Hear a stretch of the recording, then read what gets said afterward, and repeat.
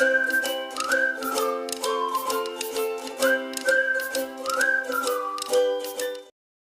And welcome students. इस video में हम लोग पढ़ेंगे CG board class 10 social science के चैप्टर 14 जो कि है democracy in independent India and the working of political institutions के एक्सरसाइज सॉल्यूशन को। इस वीडियो में इसके सिर्फ एक्सरसाइज सॉल्यूशंस को ही हम लोग डील करेंगे। अगर एक्सप्लेनेशन वाला वीडियो आपको चाहिए तो उसके लिए आप कमेंट करना, तो मैं बना दूंगी एक्सप्लेनेशन के लिए भी। इसके अलावा हम लोग पॉलिटिकल साइंस के बाकी लेसन्स और आपके सोशल साइंस के ऑलमोस्ट सारे ही लेसन्स कवर कर चुके हैं। तो अगर आपको किसी भी लेसन के एक्सरसाइज सॉल्यूशन का अगर रिक्वायरमेंट होगा तो उसका लिंक आपको डिस्क्रिप्शन में मिल जाएगा, आप वहाँ से चेक कर लेना। प्लेलिस्ट का लिंक है, उसमें आपको एक्सरसाइज सॉल्यूशंस के अलावा जो हम लोग PYQ सीरीज़ बनाए थे उनकी वीडियोज़ भी मिलेंगे।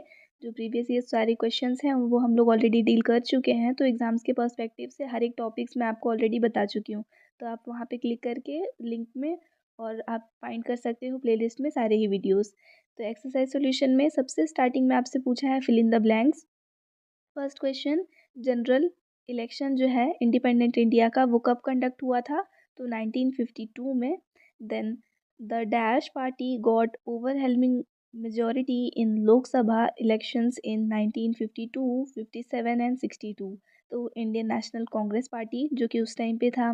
देन उसके बाद the zamindari system was abolished in dash and the tenant were given title deeds to their land.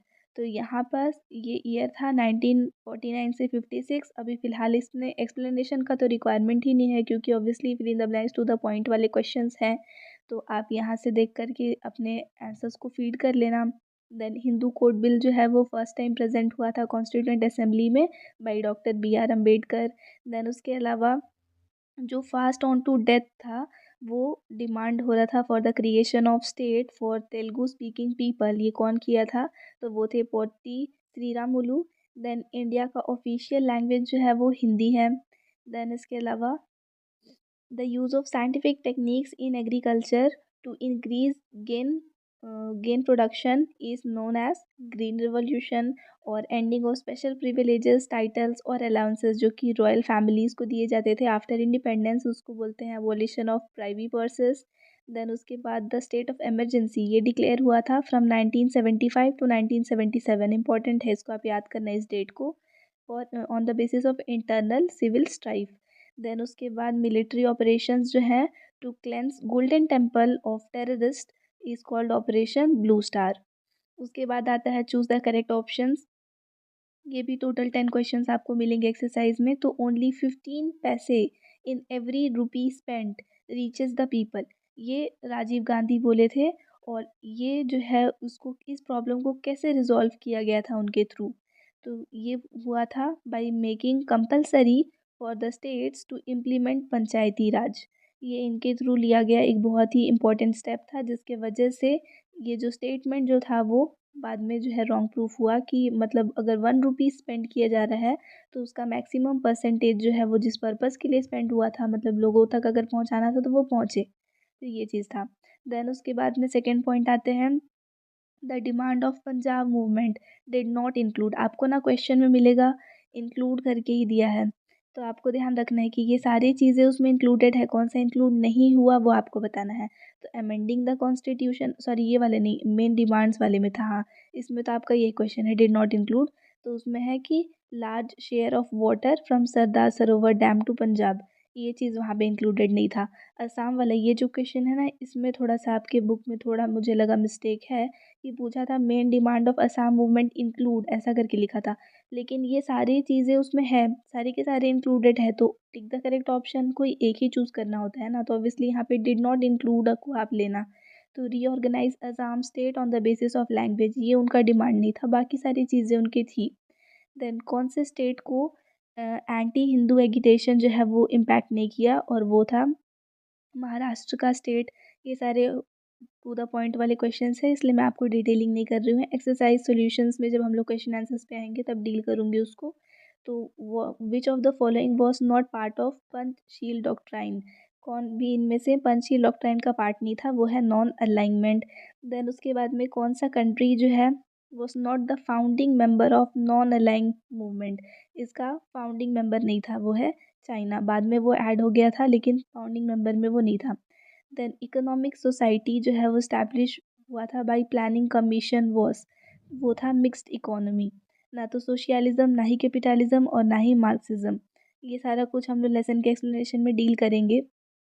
Then adopting the policy of non alignment, India established strong ties with, किसके साथ में बना था तो वो था सोवियत रसिया, इसके साथ में बहुत अच्छा जो है यहाँ पे टाइज जो है वो फॉर्म हो गया था इंडिया का। Then the innovation of India made to tackle problem of illiteracy in first Lok Sabha election was to, first Lok Sabha election में जो ये इलिटरेसी का प्रॉब्लम था उसको टैकल करने के लिए क्या इनोवेशन आया था, तो provide separate election symbol and ballot box for each candidate, हर एक कैंडिडेट के लिए एक सेपरेट बैलेट बॉक्स और सेपरेट इलेक्शन सिंबल का यहाँ पे इंट्रोडक्शन कराया गया था, जिसकी वजह से इलिटरेट पीपल भी समझ पाते थे कि वो अपना वोट किसको दे रहे हैं, मतलब जिनको देना है उसको प्रॉपरली दे पाए। Then main reason for the provision for the opposition of Hindu code bill, इसके ओपोजिशन का मेन रीज़न क्या था, तो fear of change in Hindu religion and social system, ये इसका मेन फियर था लोगों में, जिसकी वजह से हिंदू कोड बिल को अपोज किया जा रहा था। यहाँ तक हो गया आपका ऑप्शनल वाला। देन हम लोग आते हैं आंसर द फॉलोइंग क्वेश्चंस में। फर्स्ट क्वेश्चन है why did B R Ambedkar resign from cabinet of ministers, क्यों रिज़ाइन किए थे, तो या तो ये आंसर आप शॉर्ट में लिख सकते हो जो यहाँ पे बनेगा, अगर डिटेल में आता है तो ये स्टेटमेंट लिख सकते हैं, इसलिए मैं और करके दो स्टेटमेंट्स आपको दी हूँ। तो डॉक्टर बी आर अम्बेडकर जो है वो रिज़ाइन किए बिकॉज हिंदू कोड बिल जो है उसको डिले किया जा रहा था और इसका इनएक्शन वो चाहते थे कि फर्स्ट जनरल इलेक्शन से पहले हो जाए, लेकिन अपोजिशन और जो कंजर्वेटिव लीडर्स थे वो ये चीज़ नहीं होने दिए, इस वजह से डॉक्टर बी आर अम्बेडकर जो है वो रिज़ाइन दे दिए थे। अब अगर डिटेल करूँ तो doctor B R Ambedkar resign दिए because of Hindu code bill, इसका एम था इम्प्रूव करें राइट ऑफ विमेन और सोशल रिफॉर्म्स लाए उनके लाइफ में हिंदू सोसाइटी में, जिसको कि डिले कर दिया गया। बहुत सारे कंजर्वेटिव लीडर्स जो थे वो अपोज कर रहे थे इस बिल को, ये बोल करके कि ये उनके ट्रेडिशंस के खिलाफ जा रहा है। डॉक्टर बी आर अम्बेडकर को बहुत ही ज़्यादा डिसअपॉइंटमेंट फील हुआ और वो सोचे कि गवर्नमेंट जो है वो सपोर्ट ही नहीं करना चाहती है ऐसे इम्पोर्टेंट लॉ को जो कि इक्वालिटी लेकर के आ रहा है कंट्री में, और उनका बिलीव था कि लैक ऑफ कमिटमेंट और सोशल जस्टिस है प्रोग्रेस के खिलाफ यहाँ पे, इसलिए वो स्टेप डाउन कर गए कैबिनेट से, ये रीज़न था। देन सेकंड क्वेश्चन में हम लोग आते हैं, यहाँ पे भी सेम उसी टाइप से मैं आपको आंसर दी हूँ शॉर्ट एंड लॉन्ग, तो आप दोनों लिखना अपने नोट्स में, जैसे आपको एग्ज़ाम्स में किस तरीके से कितने मार्क्स पे क्वेश्चन पूछा जा रहा है उस पर डिपेंड करेगा कि आप क्या आंसर दोगे। तो कौन से अपॉर्चुनिटीज़ हैं जो कि हिंदू कोड बिल प्रोवाइड कराता है for the equality between main and women, तो वो सारे अपॉर्चुनिटीज़ मतलब ये शॉर्ट में अगर दें तो इक्वल इनहेरिटेंस राइट है, मतलब प्रॉपर्टी जो है अपने फादर का वो मेन और वुमेन दोनों को इक्वली मिलेगा, राइट टू डिवोर्स है दोनों के पास, और लीगैलिटी है इंटरकास्ट मैरिज का, और एबिलिटी है दोनों के पास कि वो चाइल्ड अडॉप्ट कर सकते हैं। इन्हीं को डिटेल करेंगे तो Hindu code bill gave several rights to women that did not that they did not have before, जो पहले उनके पास नहीं था, ऐसे बहुत सारे राइट्स दिया, जैसे कि डॉटर्स एंड वाइफ्स को भी अलाउड था कि वो इनहेरिट कर सकते हैं प्रॉपर्टी ऑफ मैन, डॉटर अपने फादर से और वाइफ्स अपने हस्बैंड से उनका जो प्रॉपर्टी है वो ले सकते हैं। सेकेंडली वो क्या किया, सेकेंड मैरिज जो था वो इलीगल था फॉर मैन, और मतलब इलीगल था, और वो क्या किए कि मैन और वीमेन दोनों को ही वो दिए कि वो कर सकते हैं, एंड इसके अलावा डिवोर्स सीख करने का राइट पहले सिर्फ मैन के पास था वो वीमेन को भी मिला, लेकिन स्पेशल सिचुएशंस में है दोनों के लिए, ऐसा नहीं कि कभी भी डिमांड कर सकते हैं। और इंटरकास्ट मैरिज को यहाँ पे अलाउ किया गया, और एडॉप्शन ऑफ चिल्ड्रेन जो है वो किए, मतलब अदर कास्ट के साथ में जो मैरिज है वो भी लीगल किया गया, तो ये सारी चीज़ें यहाँ पे हिंदू कोड बिल के थ्रू हुआ। देन थर्ड क्वेश्चन में आते हैं, what were the fears that prevented the formulation of a common civil code, मतलब एक कॉमन सिविल कोड बनाने में कौन से ऐसे फियर्स थे, लोगों के माइंड में ऐसा कौन सा डर था जो कि रोक रहा था कि एक कॉमन सिविल कोड ना बने।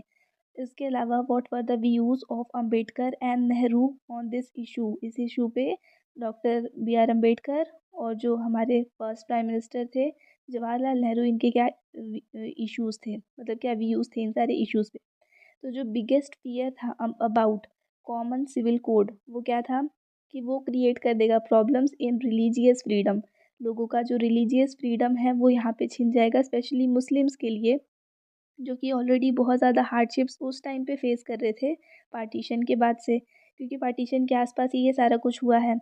जो लीडर्स थे जैसे कि नेहरू एंड अम्बेडकर, वो सोचे कि एक ऐसा लॉ फोर्स करना जो कि सारे ही रिलीजियंस के लिए एंगर क्रिएट कर देगा और रेजिस्टेंस क्रिएट कर देगा उनमें।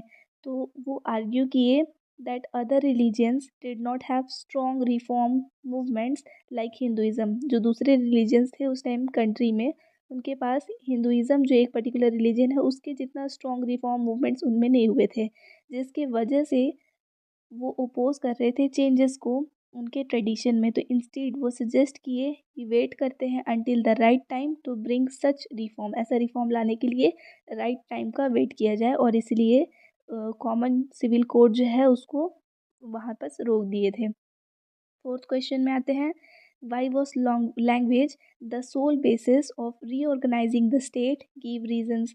यानी कि स्टेट्स बनाने के टाइम पे उनको लैंग्वेज के बेसिस पे बनाया गया था, तो ये सोल बेसिस क्यों था, इसी बेसिस पे क्यों बनाया गया था, इसका रीज़न देने। सेम वैसे ही शॉर्ट एंड लॉन्ग आंसर है। Language was seen as an essential maker of identity and linguistic states promoted administrative efficiency and respect for cultural diversity. यानी कि जो लैंग्वेज होता है ना वो एसेंशियल मार्कर होता है किसी भी आइडेंटिटी का। लैंग्वेज के बेसिस पे आप लोगों को आइडेंटिफाई कर सकते हो, और अगर लिंग्विस्टिक बेसिस पे स्टेट्स बनाए जाते हैं तो एडमिनिस्ट्रेशन में एफिशिएंसी आएगा, क्योंकि जिस भी बेसिस पे, जैसे लैंग्वेज के बेसिस बना है तो लैंग्वेज ही तो एक पर्टिकुलर मीडियम है ना जिसके थ्रू लोग कनेक्ट होते हैं एक दूसरे से। तो एडमिनिस्ट्रेशन भी उसी लैंग्वेज में होगा जिस लैंग्वेज के वहाँ पे लोग हैं, जिसके वजह से लोगों के बीच में कोऑर्डिनेशन ईज़िली हो पाएगा, और एक दूसरे के कल्चरल डाइवर्सिटीज़ के लिए उनके माइंड में रिस्पेक्ट रहेगा। देन इसको डिटेल करें तो language was chosen as the main basis for creating state closely tied because it is closely tied to people's identity and culture. जो लैंग्वेज है वो क्या करता है, लोगों के आइडेंटिटी और कल्चर के साथ में सबसे ज़्यादा क्लोजली जुड़ा हुआ होता है, और इस बेसिस पे स्टेट बनाना सही रहेगा। क्योंकि ब्रिटिश रूल के टाइम में बहुत सारे लोग ऐसे थे जो कि सेम एरियाज़ में रहते थे लेकिन डिफरेंट लैंग्वेजेस बोलते थे, जिसके वजह से जो एडमिनिस्ट्रेशन है ना वो डिफ़िकल्ट हो जाता था।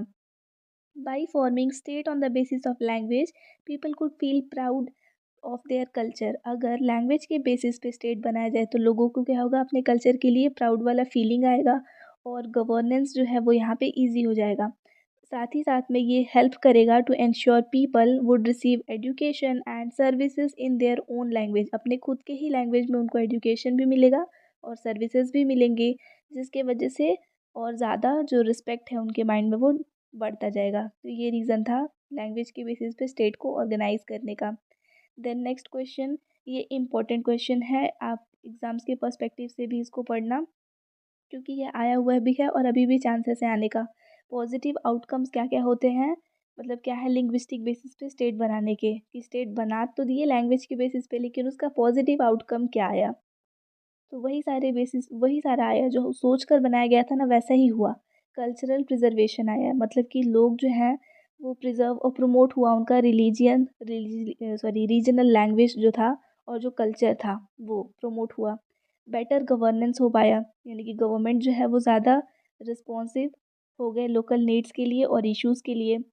आइडेंटिटी एंड यूनिटी, यानी कि लोग जो है वो रीजनल आइडेंटिटीज़ उनका स्ट्रेंथन हुआ, उसमें स्ट्रेंथ आया।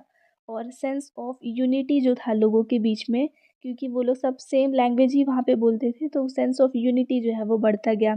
देन एडमिनिस्ट्रेटिव एफिशिएंसी, यानी कि लैंग्वेज बैरियर जो है वो रिड्यूस हुआ एडमिनिस्ट्रेशन में, जिसके वजह से कम्युनिकेशन जो है गवर्नमेंट और सिटीजन्स के बीच में वो इम्प्रूव हुआ। देन एम्पावरमेंट, यानी कि लोकल पॉपुलेशन जो था वो पार्टिसिपेट किया गवर्नेंस में और डिसीजन मेकिंग में, जस्ट बिकॉज लैंग्वेज बैरियर यहाँ पे ख़त्म हो गया था।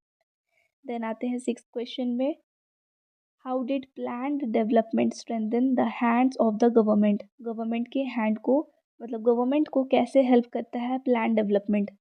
शॉर्ट एंड लॉन्ग में सेम वही और करके मैं आपको दो आंसर्स दी हूँ।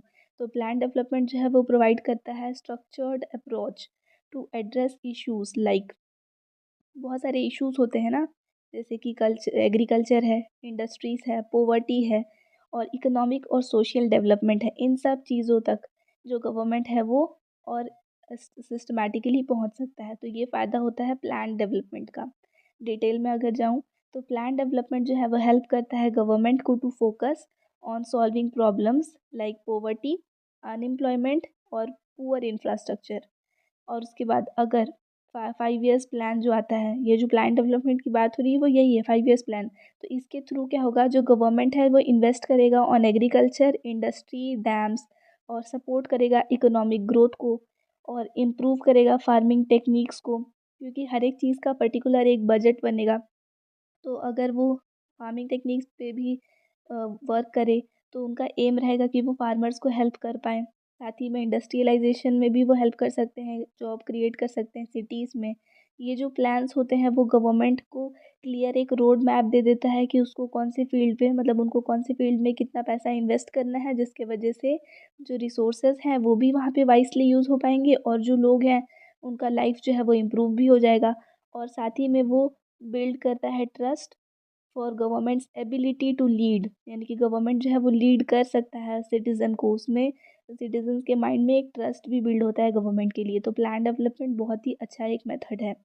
देन उसके बाद में seventh question, what were the economic policies and objections on the Indian government in first 2 5 year plans. तो फर्स्ट टू जो 5 ईयर प्लान्स थे उनमें इकोनॉमिक पॉलिसीज और ऑब्जेक्टिव्स क्या क्या थे इंडियन गवर्नमेंट के। तो जो फर्स्ट 5 ईयर प्लान था वो 1951 से 56 का था, जिसका फोकस था on improving agriculture, building dams and supporting rural areas to increase food production. ठीक है, first 5 year plan. 5 year plan मतलब 5 5 साल के बेसिस पे वो प्लान्स बनाते थे ना कि इस 5 ईयर में उनको इतना काम करना है, नेक्स्ट 5 ईयर में उनको इतना काम करना है। तो इंडियन गवर्नमेंट का फर्स्ट 5 ईयर प्लान का ये ऑब्जेक्टिव था कि उनको एग्रीकल्चर को इम्प्रूव करना है, डैम्स बनाने हैं और रूरल एरियाज जो थे उनको सपोर्ट करना है फूड प्रोडक्शन इंक्रीज करने में। सेकेंड 5 ईयर प्लान जो था वो 1956 से 61 का था, जिसका फोकस जो था वो था इंडस्ट्रीज़ जैसे कि स्टील, इलेक्ट्रिसिटी और मशीनरीज़ जो हैं उनको उसके तरफ फोकस बढ़ाए थोड़ा सा और क्रिएट किए जॉब्स को और इकोनॉमी को स्ट्रेंथन किए। जो गवर्नमेंट है वो चाहते थे पोवर्टी को रिड्यूस करना, इंफ्रास्ट्रक्चर इंफ्रास्ट्रक्चर को इम्प्रूव करना और साथ ही में लोगों को बेटर अपॉर्चुनिटीज़ दे पाएँ। ये सारे जो प्लान्स थे उनका एम था बोथ विलेजेस एंड सिटीज़ को डेवलप करना और एक बैलेंस बनाए एग्रीकल्चर और इंडस्ट्री दोनों के बीच में ताकि लॉन्ग टर्म तक ग्रोथ होता रहे। तो काफ़ी अच्छा प्लान डेवलपमेंट जो है वो हुआ 5 ईयर प्लान्स की वजह से। एट क्वेश्चन है, what was the contribution of the first prime minister in drafting the constitution, states reorganisation, planning commission and foreign policy. यानी कि इन सारे चीज़ों में कॉन्स्टिट्यूशन को ड्राफ्ट जो कर रहे थे उसमें स्टेट्स को रीऑर्गेनाइज कर रहे थे, वहाँ पे कमीशंस बना रहे थे और फॉरेन पॉलिसीज़ बना रहे थे। इन सब चीज़ों में जो फर्स्ट प्राइम मिनिस्टर है उनका क्या कॉन्ट्रीब्यूशन रहा। तो जो फर्स्ट प्राइम मिनिस्टर थे पंडित जवाहरलाल नेहरू, उन्होंने मेजर रोल प्ले किया in shaping India's democratic constitution. India का जो डेमोक्रेटिक कॉन्स्टिट्यूशन बना था उसको शेप देने में वो बहुत ही मेजर रोल प्ले किए थे और सपोर्ट किए थे in creating states on the basis of language, ताकि कल्चरल डाइवर्सिटी जो है उसमें रिस्पेक्ट लोगों का बना रहे। He set up the Planning Commission to guide economic growth and focused on industrialization and agriculture. वो क्या किए थे, प्लानिंग कमीशंस बनाए थे ताकि इकोनॉमिक ग्रोथ को यहाँ पे वो गाइडेंस दे पाए और उनका फोकस था इंडस्ट्रियलाइजेशन पे और एग्रीकल्चर पे थ्रू 5 ईयर प्लान बनाए थे ना, अभी जस्ट पढ़े तो उसके बेसिस पे। और in foreign policy Nehru promoted non alignment ensuring India stayed neutral in the Cold War. क्या किए थे, फॉरेन पॉलिसीज़ जो बनाए थे उसमें उन्होंने नॉन अलाइनमेंट पे ज़्यादा फोकस किया ताकि इंडिया जो है ना वो न्यूट्रल रहे कोल्ड वॉर में, जो कि हम लोग इससे पहले लेसन एक्सप्लेनेशन में पढ़े हैं कोल्ड वॉर के बारे में। तो उसमें इंडिया न्यूट्रल रहे, उसका इम्पैक्ट जो है इंडिया पे ना पड़े और पीसफुल रिलेशंस बने रहें नेबरिंग कंट्रीज़ के साथ में। उनके लीडरशिप में उन्होंने हेल्प किया इंडिया को कि वो स्टैब्लिश करे strong foundation for democracy, development और इंटरनेशनल रिस्पेक्ट। नेक्स्ट अब देखते हैं ninth question, which were the main foreign policy principles established bye Jawaharlal Nehru. Main foreign policy principles क्या क्या थे जो कि जवाहरलाल नेहरू स्टैब्लिश किए थे? तो Nehru's foreign policy was based on peace, non alignment and mutual respect. अभी इससे जस्ट पहले भी देखिए, नॉन अलाइनमेंट के बेसिस पे वो फॉरेन पॉलिसीज़ बना रहे थे। साथ ही में पीस उनका एक मेन तो यहाँ पे बेसिस था ही, और म्यूचुअल रिस्पेक्ट भी बना रहे। उसके लिए वो पंचशील डॉक्ट्राइन जो था, पंचशील डॉक्ट्राइन को इंट्रोड्यूस कराए, जो कि एम्फेसाइज किया for respecting each others border, एक दूसरे के बॉर्डर का रिस्पेक्ट किया जाए, अग्रेशन जो है वो अवॉइड हो, कोऑपरेशन और म्यूचुअल बेनिफिट्स जो है वो बना रहे। He led India to join non-aligned movement, refusing to side with USA और Soviet union during the Cold war. Cold war जो कि ये दोनों मेजर कंट्रीज़ के बीच में चल रहा था, इसमें उन्होंने नॉन अलाइनमेंट मूवमेंट चलाया, यानी कि वो रिफ्यूज़ किए कि हम दोनों में से किसी भी कंट्री का साइड नहीं लेंगे कोल्ड वॉर में, ताकि उसका इम्पैक्ट इंडिया पे ना आए। नेहरू प्रमोट किए friendly relation with newly independent countries, और ग्लोबल पीस के लिए वो वर्क किए। और साथ ही में उनका जो पॉलिसी था, वो इंडिया को इंडिपेंडेंट और रिस्पेक्टेड ग्लोबल आइडेंटिटी प्रोवाइड कराया।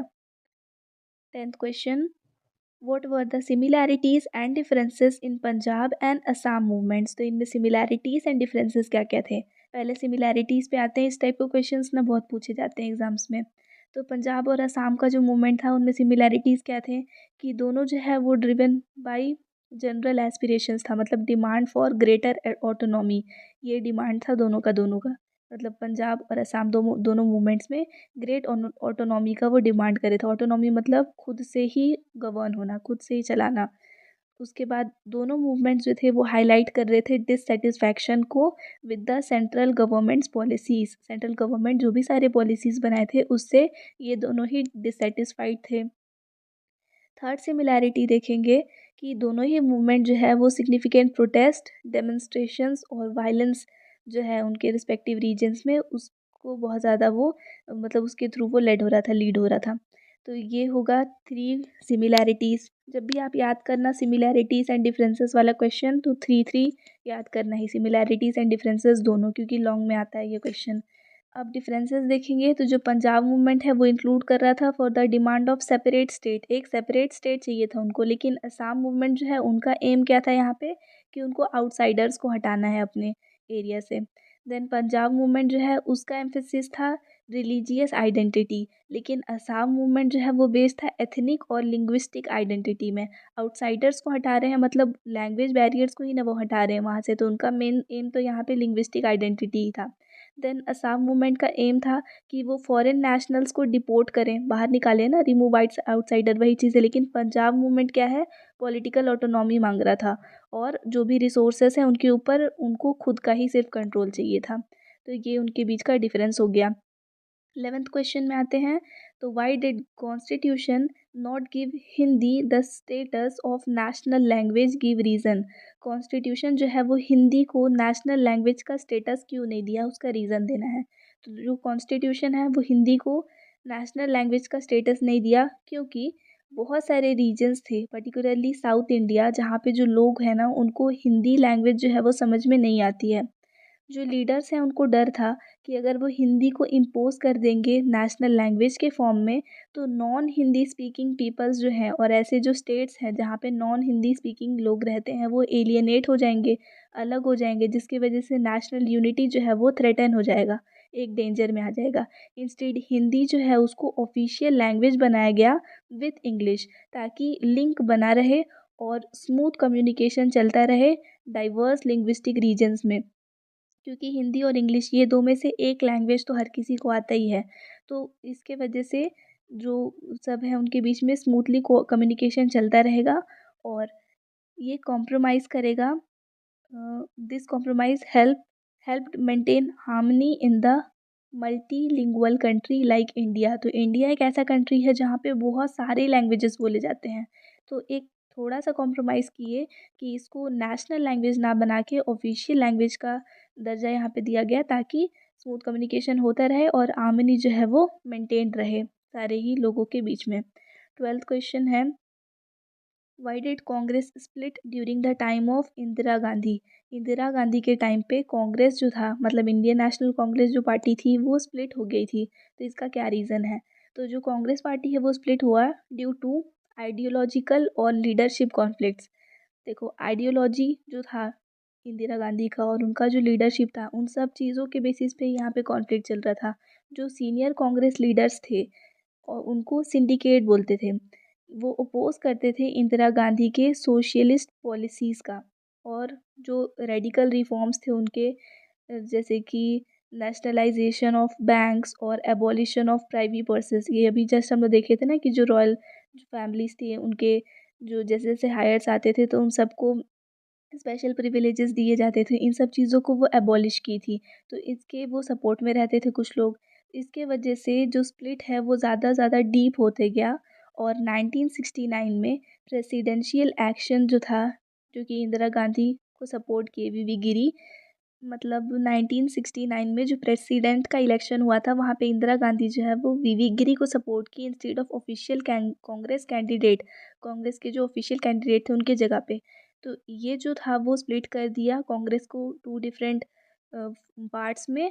तो स्ट्रगल चलता रहा लीडरशिप के लिए दोनों के बीच में, और दो डिविजन्स बने। एक था इंदिरा गांधी फैक्शन जिसको कि कांग्रेस आर, और एक था सिंडिकेट जिसको कि कांग्रेस ओ बोलते थे। Question number 13, what was emergency? Emergency क्या था? What were the undemocratic activities of the government during 1975 to 77 emergency period? तो इमरजेंसी क्या था और कौन से ऐसे अनडेमोक्रेटिक एक्टिविटीज़ जो है वो गवर्नमेंट के थ्रू लिए गए थे इस एरा में? तो इमरजेंसी 1975 से 77 तक का जो पीरियड है इसी को बोलते हैं, जब इंदिरा गांधी जो है वो सस्पेंड कर दी थी नेशनल राइट्स को, और साइटिंग इंटरनल डिस्टर्बेंस के बेसिस पे। जो सिविल लिबर्टीज़ थे उनको रेस्ट्रिक्ट कर दिया गया था, जो प्रेस था उसको सेंसर कर दिए थे, और जो ओपोजिशन लीडर्स थे उनको जेल भेजा गया था। पार्लियामेंट का जो भी पावर है उसको रिड्यूस कर दिया गया था, और इलेक्शन को पोस्टपोन कर दी थी। जो गवर्नमेंट है वो majority to amend the constitution, government used its majority to amend the amend the constitution, limited citizens right to oppose policies. तो गवर्नमेंट का मेन यहाँ पे क्या हो गया था, अपना मेजॉरिटी का यूज़ करके वो कॉन्स्टिट्यूशन में अमेंडमेंट लेकर के आ रही थी, और सिटीजन्स के राइट को लिमिट कर दिया गया था, मतलब वो पॉलिसीज़ को अपोज नहीं कर सकते थे। और अथॉरिटेरियन फेस जो था वो क्रिएट हुआ, मतलब एक फियर बना लोगों के बीच में, सप्रेस हुआ डेमोक्रेटिक फ्रीडम। और साथ ही में इसके वजह से वाइड स्प्रेड डिससेटिस्फैक्शन देखने के लिए मिला, बहुत सारे प्रोटेस्ट देखने के लिए मिले अगेंस्ट द गवर्नमेंट। देन मैं आती हूँ क्वेश्चन नंबर 14 में, ये लास्ट क्वेश्चन है आपके इस लेसन का। यहाँ पे पूछा है what were the steps taken during Rajiv Gandhi's prime ministership to address national aspirations, तो सॉरी रीजनल एस्पिरेशंस। तो इनको एड्रेस करने के लिए राजीव गांधी के जब वो प्राइम मिनिस्टर थे उस टाइम पे कौन से स्टेप्स लिए गए थे? शॉर्ट में अगर देखें तो वो पंचायती राज एक्ट जो है उसको इनेक्ट किए थे, और जो कि साइन हुआ था असम और पंजाब के अकॉर्ड्स का, मतलब यहाँ पे साइन किया गया था, और प्रमोट किए थे डिसेंट्रलाइजेशन को, ताकि लोकल ग्रीवियंस को एड्रेस किया जा सके। अब अगर मैं इसको डील करूँ ताकि आपको समझ में आए कि क्या इसका एसेंस है, तो राजीव गांधी जो है वो एड्रेस किए रीजनल एस्पिरेशंस को by promoting decentralisation through the Panchayati Raj act. Decentralisation का मतलब होता है कि किसी एक पर्टिकुलर पर्सन या एक पर्टिकुलर जगह पे सारे ही पावर्स ना रहें, उन सब उनको बाँट दिया जाए लोगों के बीच में। और ये हुआ था थ्रू पंचायती राज एक्ट। लोकल गवर्नमेंट को एम्पावर किया गया था ताकि वो डेवलपमेंट स्कीम्स को इम्प्लीमेंट करे। और साथ ही में वो साइन किए थे असम और पंजाब अकॉर्ड को, असम 1985 में और पंजाब भी 1985 में, ताकि जो उनका रीजनल कॉन्फ्लिक्ट है जो कि हमें हम लोग क्वेश्चंस में देखे भी, उनको रिजॉल्व किया जा सके। और साथ ही में ग्रेटर ऑटोनॉमी जो है वो उनको दिया गया, और लोकल डिमांड्स जो थे उनके जो उसको भी एड्रेस किया गया। राजीव गांधी का फोकस इसमें भी था कि वो रीजनल इनइक्वालिटीज़ को रिड्यूस करे बाय प्रमोटिंग एजुकेशन, टेक्नोलॉजी और रूरल डेवलपमेंट। और उनका एम था कि वो डाइवर्स रीजन्स को इंटीग्रेट करें, मतलब एक साथ लाएं और नेशनल फ्रेमवर्क में उनको लेकर के आए, ताकि हर एक यूनिक कंसर्न्स जो थे उन सबको एड्रेस वो कर सकें। तो ये हो गया आपका लास्ट क्वेश्चन। आई होप यहाँ तक आपको ये वीडियो समझ में आया। Thanks for watching and please to subscribe if you are new to our channel and if you want to stay connected with us then join the Telegram link given in description. इसके अलावा बाकी सारे lessons के exercise solution का video जो है वो आपको फ़िलहाल आपके स्क्रीन पे एक प्लेलिस्ट डिस्प्ले हो रहा होगा। आप यहाँ पे क्लिक करके उन सबको देख सकते हैं एंड सोशल साइंस का जो पीवाईक्यू सीरीज़ है उसके भी सारे वीडियोस आपको इसी प्लेलिस्ट के बॉटम में मिल जाएंगे। Thanks again.